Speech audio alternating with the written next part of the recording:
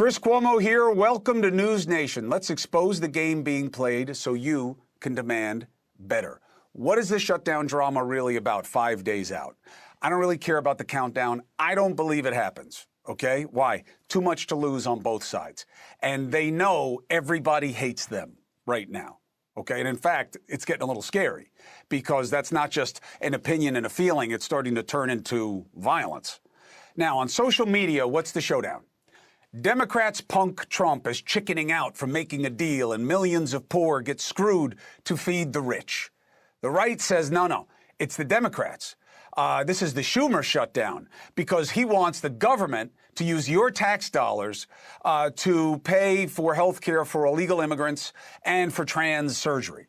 Musk, of course, the great amplifier, even though I don't know that he knows any of these issues, but he retweets it, amplifies it, 226 million people.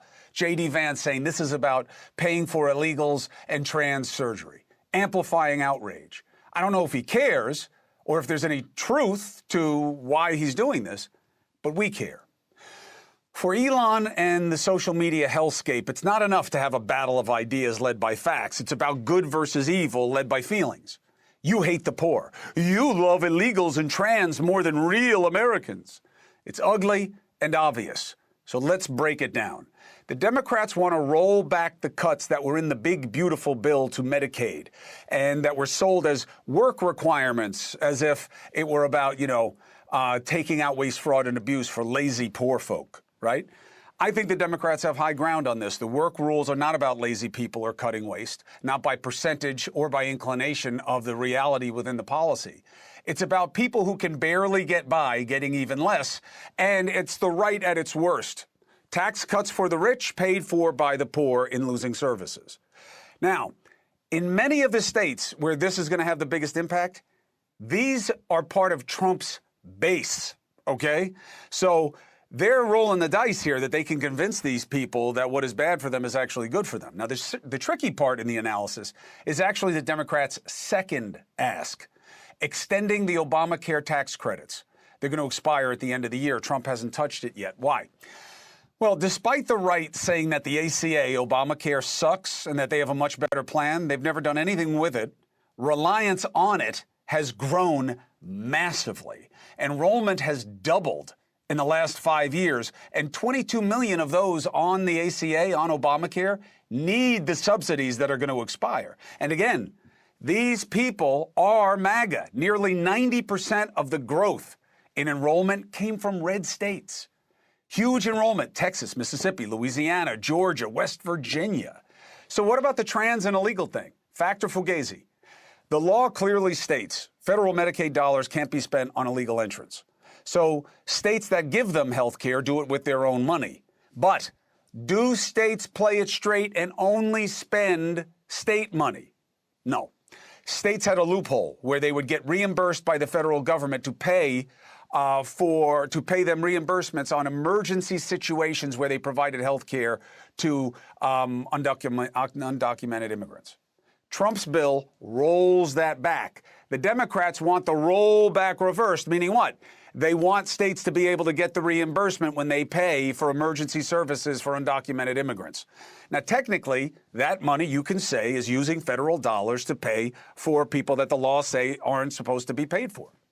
But it only accounts for 1% of Medicaid funding. So even though they're right, they're making it a deal that it isn't. And the Medicaid cuts are going to affect a lot more than 1% of the funding. So that's the fact versus fugazi. Now, if this was just about making things better and not a stupid battle of driving outrage, the compromise is obvious. MAGA, own the numbers of people affected by the Medicaid cuts. When you increased defense spending and gave tax cuts to the rich, these are the people who are going to have to feel it? Democrats, leave the carve-out, preventing federal funds from going to illegal immigrants in emergency situations. That's what the law says. Let the states deal with it. And if you don't like it, work with the right and reform the immigration system, which you refuse to do. And stop states from playing funny money like Governor Newsom is doing in California. This is the conversation we should be having today. But the problem works better for them. Making you angry about it is more valuable to them than spending any effort on the solution. The brinksmanship of who's going to hurt the most people with a shutdown, who will cave, it's an ugly game. But we can't even have that conversation because we're constantly distracted by whatever matters. You know, instead of talking about what matters to the most, we talk about what matters to the least because it's the hottest and it's the clickbait. And that takes us to the lawfare. And the president clearly gets this. And he would much rather talk Comey than the state of our commerce and how he's affecting it with his Medicaid policy. So today, he upped the ante. Now that Comey has been indicted, who is the next person on your list in this retribution? It's not a list, but I think there'll be others. I mean, they're corrupt. These were corrupt, radical left Democrats. They weaponized the Justice Department like nobody in history. What they've done is terrible. And so I hope there are others, because you can't let this happen to a country. Now, he really believes that. That's not always the case, right? The president believes what was done to him was wrong and it was illegal. The problem is he doesn't really make that determination. And the DOJ just seems to be echoing him. And by the way, that question sucked also. It was so leading. Who's next on your list? See, everybody has an interest in the outrage cycle, all right? Now, the president believes that what's happening with FBI Director Comey is justice, not revenge. Is it? Let's ask the better legal minds, former independent counsel Robert Ray and former federal prosecutor Gene Rossi. It's good to have you both. It's good to see you both. Gene, do you believe that this case gets made if it's not Comey? No, this is and I hope I get a comment from Robert. I did a lot of trials in EDVA, and this is one of the weakest cases I've ever seen. Number one, they have a obstruction count, which is very broad under the jury instruction. Count two is a false statement. Curious, they never charged perjury. But why is it weak? You have Senator Cruz, who did not precisely summarize what Andy McCabe said, and he's asking Jim Comey to respond to it. So you're responding to something that is inaccurately portrayed, and all Comey said was, I stand by my prior testimony.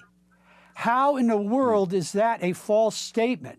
But the more important thing, Chris, is this. I've never followed the rule. Gene, I'll give you your second point, and then we'll bring in Bob, but just for the audience. So Andy McCabe was an FBI guy who got in a lot of trouble, okay? Yes. The allegation is that Andy McCabe says that Comey told him, you be the leak, and leak stuff while they were both still working at the FBI. Comey says that never happened. Now, Andy McCabe says, well, that's not what I really said either. That's a question of fact. Comey says, after I left, I asked a buddy of mine. Now, they do know that while he was still there, before he was dismissed, he was sharing information with people. So you're saying that the way Cruz put it may have given Comey the ability to say, I didn't understand the context of the question. Yes, and Robert is very familiar. There's a case called Bronson. And as Robert knows, it involves perjury. But 1001 is sort of the junior varsity of perjury charges. But when you do 1001 or perjury, and Robert will agree, I hope, that you got to be precise on the lie. It can't be open to interpretation. It can't be open to ambiguity. And the reason I say it's weak is not only is there ambiguity, that will not satisfy beyond a reasonable doubt. But let's talk about credibility. The Inspector General put in his report that Andy McCabe had a lack of candor. That's a kind way of saying he was lying. And 2 days before Andy McCabe was going to be retired, he was fired so he couldn't get his pension. So now the government, through Bondi, Blanche, and this new U.S. attorney that I have to hold my Italian tongue, they now say our key witness is Andy McCabe, and he's a saint, he's the beacon of truth. That is outrageous, and you have a good argument, not a great one, a good argument that for selective and or vindictive prosecution. All right, so let's bring in Robert Ray. There's a lot there, but just give us the flavor of it, Robert. You've done a lot of this. Sure, and I've brought false statements cases before as an independent counsel, and in another independent counsel investigation where all I really had was a false statement and possibly an obstruction charge. So it's not like those cases can't be brought and won. They can be. Let me just say at the outset first that Jim Comey is a friend and a former colleague of mine. So, you know, part of this you have to understand is personal. This is a rather momentous event that has now occurred to indict a former FBI director. I hope, consistent with the points that have already been made, that the government is not going to be relying entirely on the testimony of Andy McCabe, because I think, as Gene has correctly pointed out, that would be a very problematic exercise. If this were any other ordinary case, you would not call as a witness a government agent or a former government agent who himself has a truth-telling problem in order to prove somebody else guilty of failing to tell the truth. I mean, I've had that situation before, and it's virtually fatal to a case. So I don't know. I mean, I don't think anybody has said what the government has. They may well have more evidence than simply Andy McCabe's testimony. But if they're relying only on Andy McCabe's testimony, I would agree with Gene that that is a very dicey proposition. I don't care how great of a trial lawyer you are as the government prosecutor, that is very difficult to overcome. Why? Because it's very difficult to prove beyond a reasonable doubt based upon the testimony of that witness unanimously before a jury that that he got it straight, and that you can show that either he knew that Jim Comey had leaked, or that he knew that Jim Comey had authorized him to do the leaking. And it seems to me Gene's also right that if that authorization only came after the fact, at least I would think that Jim Comey's testimony actually may well be literally true. It may be misleading, but that's not what a false statements case is about. You actually have to prove that the defendant, in this case Jim Comey, at the time that he made the statement, knew what he was saying was in fact false. And it's got to be, you know, actually false. Right. Chris, can I comment? Yes. Can I say one other thing? According to reports, and Robert knows this, there are 23 grand jurors in the room, and you need 12 votes for a true bill, an indictment. And they only got 14 out of 23 votes. That shows weakness. I had a grand jury way back in the day. I can't give more details than this. The foreperson came out and literally did this and said the vote was 12 to 11. I did a beeline, Robert, to my criminal chief, Justin Williams, after whom our U.S. Attorney building is named. And I said, it was 12 to 11. Justin, what do I do? He said, you dismiss the case. This case is not going anywhere. 14 to 9, I think it is. That's a terrible red flag for the government. Yeah, but look, here's my only point. And Bob, answer this in this context and take it wherever you want, because you know a lot of the people involved who walked away from this also.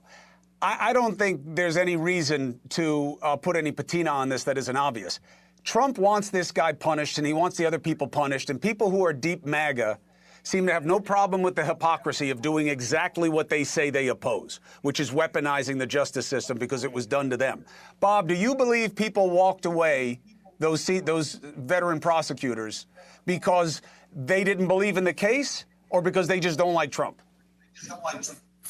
No, I think they walked away. I think I have to credit their professionalism and say they walked away because they followed Department of Justice guidelines to the effect you don't bring a case to a grand jury just because you think you can get 12 grand jurors to find probable cause. You bring a case to a grand jury. The ethical responsibilities of a prosecutor are that you have a good faith belief that you can persuade ultimately a pettit jury, the real jury, unanimously beyond a reasonable doubt, and that you can obtain that conviction and sustain it on appeal. That's a pretty high burden. That's the burden of a prosecutor before you ask a grand jury for an indictment. You can obtain an indictment by the bare minimum of 12 grand jurors out of 23. In other words, a bare majority on a finding of probable cause. But that's not your ethical obligation. Your ethical obligation as a prosecutor is to seek justice and to not put people on trial unless you firmly believe that they are in fact guilty. Right. Chris, Probable I want to add cause some meat is on the basically bone. a 50-50 proposition for you as home. All right, I got to go, but put a quick button on it, Mr. Rossi. I know 2 of the prosecutors who were in the chain of command, actually 3, on the chain of command for before Miss Halligan came. And I worked with all 3 of them. I know them well. And I can tell you this categorically. They have honor, integrity, and their decision not to prosecute Mr. Comey was nothing to do with Trump. It had to do with what Robert just said. They applied the law to the facts, and they called the balls and strikes like umpires. They have integrity. I got it. Look, I felt the same way about the New York cases against the president. I think if it was anybody other than him, they would have never brought them. And to me, that's the only question I need answered. Mr. Rossi, thank you very much. Mr. Ray and Rossi, you guys should get in the plaintiff's business. I'll see you guys soon. 4 minutes and 35 seconds. This is going to be a fight over the big, beautiful bill, this shutdown. Okay? Who's going to win? Who's going to lose? Because someone's got to pay for the tax cuts. And that's what's going on here. They didn't hurt the Defense Department at all. They added to it. I want to talk to 2 members of Congress. First, I'm coming into it this way. I don't think there's going to be a shutdown. Do they? No more bullshit brinksmanship. Let's see if anybody really cares about making it better. And then you make a deal. Next.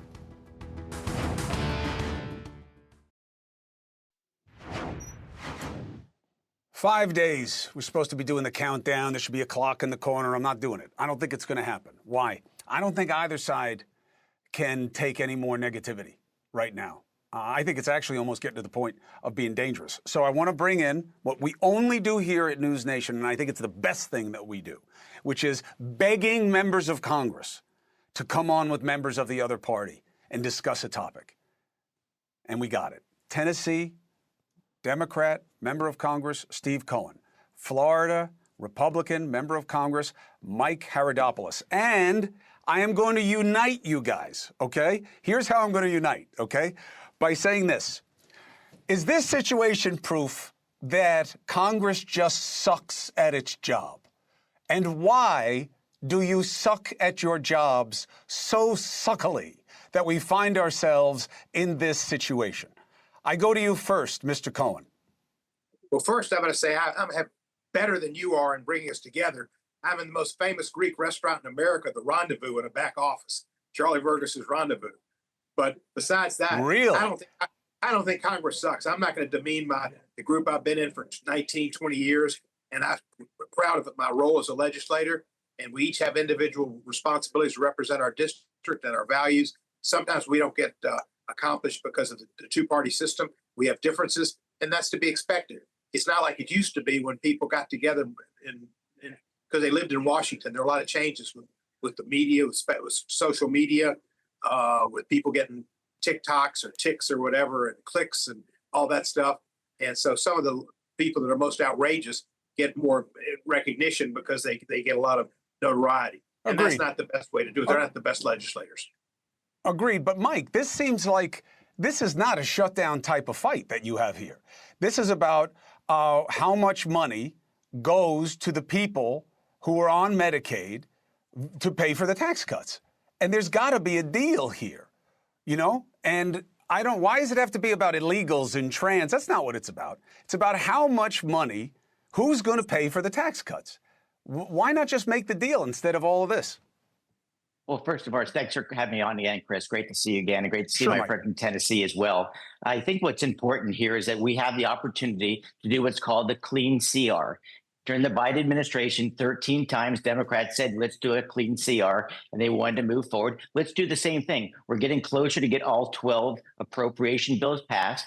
We've actually passed them out each one of the committees in the House of Representatives. We're saying we have a clean CR, keep funding as is, and let's keep the government open. And for one of the reasons I really want to get into is not into the illegal alien issue is this. We're on a pretty good move right now economically. You just saw the numbers, 3.8% increase in our economy. It's a good sign. We see interest rates finally coming down. We see stability finally, of course, on inflation. These are all good signs. We have a record stock market. Most people have 401ks now. They're good. Let's just work together. Let's keep the government open at least another 7 weeks and see if we can hammer out one of these deals instead of playing chicken. I could not agree with you more, Chris. And that's why in the House of Representatives, we passed the bill last week to say we're going to keep the government open for at least 7 weeks. Nothing changes. We keep the current budget in place. So a clean CR for you guys at home. It's a continuing resolution. It means we can't pass a full budget. So we're just going to keep it the way it was the last time we passed one, which was also a CR, and let's not make any adjustments. The problem is, Steve, you guys believe adjustments have to be made so there's not an inequitable situation here about who pays for the tax cuts. But it does raise the question, why are you guys doing CRs in the first place? Why can't you just pass a budget like you're supposed to in the Constitution? Well, it's been a problem for quite a while. This year is the most serious ever. The last time the Democrats in the House, and I was with them, voted not to pass the budget that the Republicans proposed. But then Chuck Schumer said he was going to not be for shutting down the government, and he thought it was a mistake. And I backed Chuck on that. I'm in the House, he's in the Senate, but I thought it was the right thing to do. Well, we had the Republicans come and support President Trump's rescissions of $9 billion that we had passed together on foreign aid, on USAID, on public broadcasting. And those were issues that we were all agreed on. And we let Trump do it just out of nowhere. He comes, takes congressional action and repeals it. $9 billion. They'll do it again. And we've had enough of it. And Chuck Schumer's right to hold the Democrats in the Senate together. The Democrats in the House are supportive because we don't trust Trump, and we shouldn't. He's never shown himself to be trustworthy in the budget. He's taking every power he can from Congress, and Mike Johnson's letting him do it. So we are, if you're a Republican, you don't have any power, I think, because Trump's dictating it, but at least you're getting the things that you more or less agree with in. But if you're a Democrat, you're being totally shut out. And it's a disgrace to Thomas Jefferson and the people and James Madison. Everybody had to do with the Constitution. Steve, look, I think you have high ground on the Medicaid cuts, and I don't believe the new work requirements. I think they're punitive. I don't think that that's a waste, fraud, and abuse thing. But do you think your party can take a shutdown that people will know came because really? I think the people want to see us stand up to Trump. Trump's popularity is ratings down to about 35%, I think, and the Democrats need to stand up and show we've got to take him on. And that's one way to show we'll take him on, and not just to accept him bully us. He refuses to meet with Schumer and Hakeem. Every president met with the opposition leader in the past years. Trump's the first one not to do it. He's not the king. He doesn't realize he's not the king, but he's not the king, and we're not going to be vassals. Mike, do you think this comes to a shutdown? I'll give you the last word about what do you think determines it? Well, look, I don't want to shut down. This isn't about Trump. This is about the people of the United States of America. Keep the government open. Let's keep moving in the right direction. You have a group of extreme left-wingers who want to shut it down to stand up for Trump. Who gives a dark about that? What matters is smart policy. And we're having some good economic results here. People want to play politics with other people's lives. All a clean CR is very simple. As you described it well, Chris. It continues the path we're on now. And it's a lot to do with the old budget, by the way, the budget that the Biden folks passed. And finally, let me say one more thing, because I think the idea about the $7 billion, remember, that was a lot of the USAID. No one would have ever passed that USAID stuff had they actually seen where the money was going. We finally got the transparency in Washington. We saw the money was going to some, let's just say, nefarious places. And we said, we're going to rescind that spending. That's common sense. And so what we're doing now is also saying, let's take a few more weeks to work together, and maybe we can strike a deal. It doesn't do anyone any benefit to send people home who are going to be paid anyway when they open the government back up. It's common sense to just move forward and try to work together instead of playing this game of chicken, which I'm a new guy in Congress. I've not been there for 20 years. In Florida, we actually balance budgets. We need to do that more in Washington, D.C., and it's the reason I ran for Congress. Well, that's because your state and a lot of other states have laws that say you have to, or you can't go home. You guys don't have that. But you know, the president just said he may fire federal workers if there's a shutdown. And if he does that, There's a price tag on this move. Fellas, I got to jump, but I would like to invite you back next week before it happens to see what the state of play is. Steve, you want... Chris, treat me. I know we're friends, but you don't treat me like you treated Dr. Oz. I thought y'all were going to embrace each other last night. I've had, first of all, Steve, I have had more personal conversations with you than probably any member of Congress. But you and I have a long history. You were all over Oz. I thought I was going to see a marriage take place. Listen, I also said that the president did not say what the research says about Tylenol and got into it with Oz. Right. I'm sure he's upset about it. But I've known him since I was 15 years old. I like him. It doesn't mean I like everything he does in government, but I'm not going to fake animus. You know me, everybody. Even you get that, Mike. I got you. And you're a Greek. No, I'm kidding you. You might be the best-looking Greek man I've ever seen in my life, by the way. I want you to know that, Harold. You're not a pretty people, but you may be the best example of your kind. The poor man's Italians, they call the Greeks. Who I don't know who that is, but I like Hey, look, I'm Mike married to an Italian Haridopolos. proudly. So thanks, Chris. See? Let's have this debate. I'm looking forward to it next week. Let's get together and talk about how we keep the government open. Especially when it's mostly MAGA folks and voters who are going to be affected by these cuts. But it's good to have you here, Mike. Steve, always a pleasure. I love you. You're great. If I saw you right now, I'd grab your face. I'd give you both kisses. Like that. 4 minutes and 30 seconds. Today, Trump said it was looking like we had a deal on Gaza to end the war and bring home the hostages. At the same time, the Prime Minister of Israel, Netanyahu, was at the UN, very hot, very contested. Dozens of delegates walked out. Is there really a deal in the works? I've got a foreign affairs advisor, understands the conflict and what it really means to have a deal on the table. Next.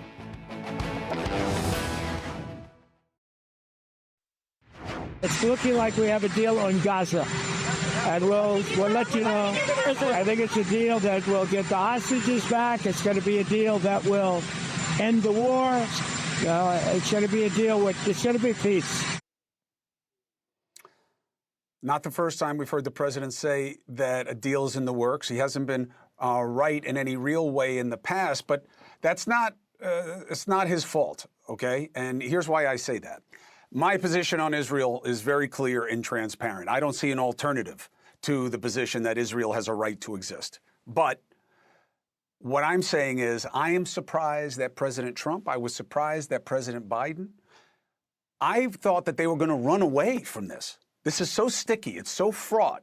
It's so low percentage to get to a better place that with the state of American politics, I got to tell you, it is brave for American presidents to want to get involved. I got to be honest. Look at what happened with Israel's prime minister, by the way, who isn't always the easiest guy to defend, by the way, when he gave a very defiant speech today at the UN. Take a listen. You know what message the leaders who recognize the Palestinian state this week sent to the Palestinians? It's a very clear message. Murdering Jews pays off. Well, I have a message for these leaders. When the most savage terrorists on earth are effusively praising your decision, you didn't do something right. You did something wrong, horribly wrong. To the remaining Hamas leaders and to the jailers of our hostages, I now say, lay down your arms. Let my people go. Free the hostages, all of them, the whole 48. Free the hostages now.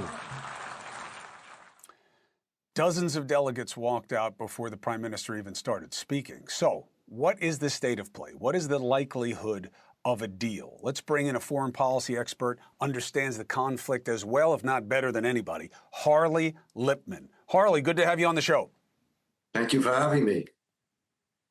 So one take on Netanyahu's speech was, oh, you see, Israel doesn't want Palestine to have a state. They don't want a two-state solution. Genocide. That is a big reaction all over social media. What did you make of the impact of the speech and the idea that there could be a deal? Well, first, let me just respond to what you said, that Israel doesn't want a Palestinian nation. Look at Gaza for the last 15 years. Israel withdrew from Gaza on their own under the leadership of General Sharon. So Gaza has been functioning pretty much as a country. And what did Israel get for it? the biggest massacre since the Holocaust. That's a powerful thing that people have to understand, because you cannot understand the Israeli nation today or the Jewish people unless you understand how that trauma has changed everything for Israel going forward. Because Israel, up until then, yeah, you're going to say something? No, go ahead, Harley. You're much more interesting than I am. Well, I'm just saying, because up until then, Israel thought they were kind of good to go. About 10 years ago, they checked out on vigilance, which is why they were surprised on October 7th. They checked in on entrepreneurship, having more startups on the internet than any country in the world per person than the United States. And they lost sight of the security in the dangerous neighborhood they're in. Huge, dramatic wake-up call. So Israel is being proactive and going after the enemy first. That said, the real issue here is, to your point, when you said you believe that Israel has a right to exist, everybody misses the fundamental here. What we are seeing is that nothing has changed in 80 years. The Palestinians want one nation, Palestine. They want to destroy Israel. It's boring, it's not sexy, but that is really what it is. And the proof is October 7th, and let me explain why. They didn't attack the settlements. If you remember, up until now, everybody would say the settlements is what's holding up two-state solution. That's the problem. No attack was made on the settlements. Who did they attack? The poorest of Israeli communities, which is along the border with Gaza, and of the entire Israeli society. The most pro-Palestinian of Israelis live on the border of Gaza. They went in, murdered every Jew they could find, burned children in front of their parents, people in wheelchairs they set on fire in front of their families, raped and tortured. What does that tell you? And they said they'll do it again and again. And there's been a lot of surveys done in the Middle East, in the West Bank and Gaza Strip, that says they support October 7th. The majority of the people, even today, support October 7th. So everybody has to take a step back and realize Israel is just trying to survive. They don't want to be in Gaza. They left, like I just said, 15 years ago. And when you look at the conflict there, I'm going to make an analogy with the United States with the Civil War. If News Nation and CNN was at Gettysburg, the war would have never continued. If the American people in the North saw 50,000 people killed in 3 days, remember how small America was then? Mm-hmm. Oh my God, they would have said already there was huge resistance against Lincoln saying, pull out, let the South succeed. And we stayed with it. And what happened? It ended slavery. That's my point. If also News Nation was in Europe during World War II and saw that we deliberately were trying to kill as many civilians in Germany as possible, along with the British doing that, I think also the American people would have said, oh my God, you got to stop this. The problem is every night you see on the news terrible, terrible stories of innocent Palestinians being killed. And so that has given people an emotional reaction who have good intentions to say, oh my God, Israel is a really bad country. Well, look, the devastation and destruction has tremendous scale and scope. The one thing I have faulted the IDF from jump is not having free media on the ground there. I understand the safety concerns, but there are always safety concerns. They would have been better served by a fair telling of the reality on the ground, other than just an image of how terrible everything is. Harley Lippman, I appreciate your perspective very much, laying out the state of play and why a deal is tenuous at best right now. So we'll see what the President of the United States can do. Thank you for being with us. Thank you for having me. All right, Harley Lippman, 4 minutes and 15 seconds. So I like Leland Vittert because he tries very hard at what he does. But you and I had no idea how hard he actually is trying every day. His book, Born Lucky, is a story of a father and a son that will open your mind and break your heart. And he joins us next.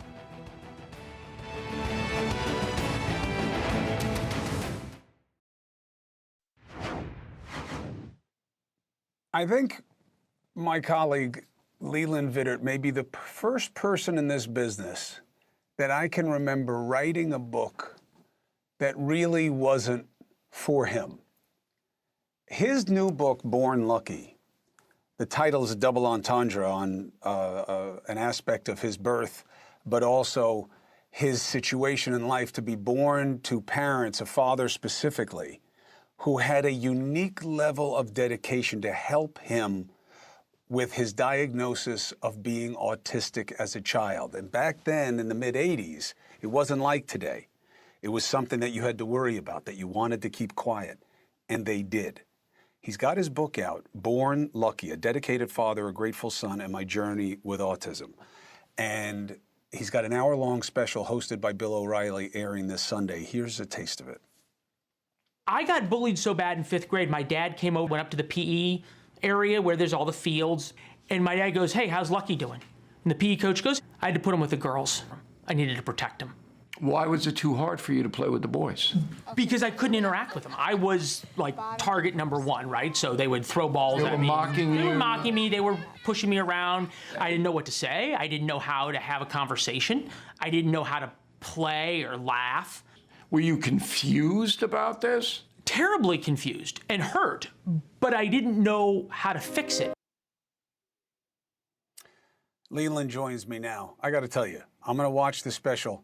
If that O'Reilly doesn't cry at any point talking to you as you recount this story, I will slap the tears out of his face. Leland, I have to say, this is such a beautiful gift that you're giving to so many families and kids out there struggling with what to do for their child to help them live the best life they can, which they can on the spectrum, but it's not easy. Thank you for saying, look at me. Well, thank you, Chris. And I think you rightly point out, it is my story, Born Lucky. You can get it on Amazon right now. Don't change the channel, but pick up your phone and feel free to order it. It is for all these families, every family whose kid is struggling the way I did, not just with anxiety, not just with ADHD or autism, but bullying and the difficulties of growing up, parents, grandparents, aunts, uncles. It's actionable stuff to give parents real hope. And look, this book has the darkest, deepest, most awful memories of my life. It's not fun to go to therapy on national television, but I'm doing it because I think it can really help folks. And my dad had a hard time sharing this story. He didn't ever tell anybody about my diagnosis. He didn't want me defined by it. He didn't want me using it as an excuse. But I asked him at the end when we had a manuscript, I said, okay, I get you're uncomfortable about this, but if someone had handed you this book when I was diagnosed, when you were sitting there and I was 5 years old and you were in that little medical office and they said, there's nothing we can do for him and we don't know what's going on inside his head, and his eyes lit up, he said it would have been like magic for me. And I hope it will be for so many families. What was the hardest thing for you emotionally in going through the process of telling the story? It's a great question. I think the hardest part was reliving what my dad went through. So I left that school that you just heard about in 5th grade. My parents ended up pulling me out of school. And in 7th grade, I started at a new school. And 2 or 3 weeks into that new school year, my parents got called into the principal's office. They thought it was like a checkup, right? And the principal sat my parents down and said, you know, everybody at this school thinks Lucky is really weird. And by the way, I do too. So 2 arrows through my parents' heart. And they didn't say he has autism or anything like that. They just left. And my dad at that point was spending every night at home with me, putting me back together after the days of bullying and isolation. So he now gets me to 8th grade, and I come home after 8th grade. He's standing at the end of the driveway, and he asked me how was school that day. And this was an everyday occurrence.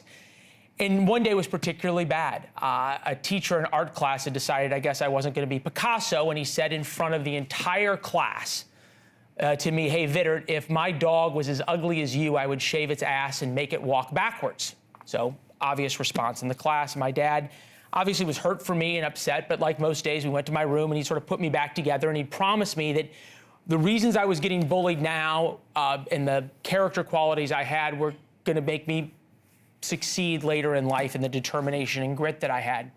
Fine, not that I really believed him, but he'd kind of put me back together for a couple of hours, and I didn't know this until I wrote the book and interviewed for him and interviewed my mom about these situations. And he would leave my room after I cried and yelled for hours. He'd go downstairs late at night. My mom was already asleep. And he'd sit there in the dark in the living room and he'd start crying for hours. And then my mom would come out and see him when he hadn't come to bed. And I think hearing what my dad went through silently so that I could succeed in telling that part of the story was the hardest part. The book is Born Lucky. He had Leland had birth complications, umbilical cord, and so he was lucky, so his nickname was Lucky.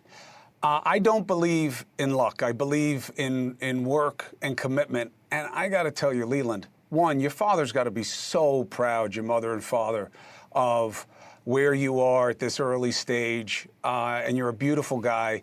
But I hope when you have a son and you have a daughter, and may God bless you and your wife with family, when you realize what kind of superhero you had as a father.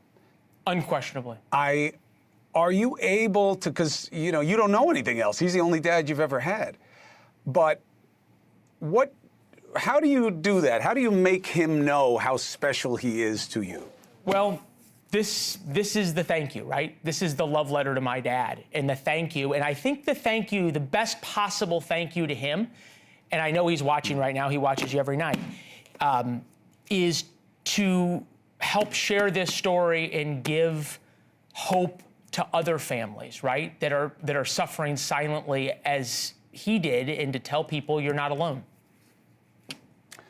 I got to tell you, I love it. I just love it. It's the right time. It's the right message. And I got to tell you, you're the right guy, because, the knock on you is you're too perfect. And when people understand how you got here and the bond with your father, what a guy. What a guy. Thank you for the gift of the book.